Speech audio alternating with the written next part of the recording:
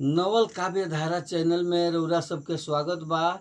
हार्दिक अभिनंदन बा। सुनी सब एगो भोजपुरी में गर्मी के कविता।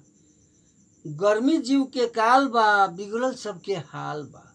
गर्मी जीव के काल बा, बिगड़ल सबके हाल बा। आ धिक के खटिया गुदरा सगरी, आई हो दादा लाल बा। का बा गर्मी में का बा, दिनवा देह धनकावता, रतिया में नींद न आवता।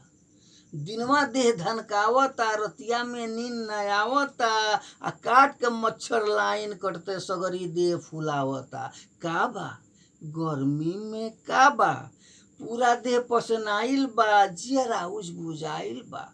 पूरा देह पसनाइल बा, जियरा उजबुजाइल बा। लागता अदहन में धके देह पूरा उसिनाइल बा।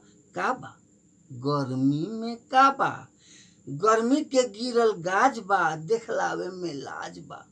गर्मी के गिरल गाज बा, देखलावे में लाज बा। केहू के धैलस दाद, आ केहू के धैले खाज बा। का बा गर्मी में का बा, चमड़ा पर फुंसी होखता। चमड़ा पर फुंसी होखता, गर्मी बा लइका खोखता। चमड़ा पर फुंसी होखता, गर्मी बा लइका खोखता। घर से बहरी होते लागे, आग में केहू झोंकता। का बा गर्मी में का बा, कैले खूब कमाल बा, मनवा भइल बेहाल बा।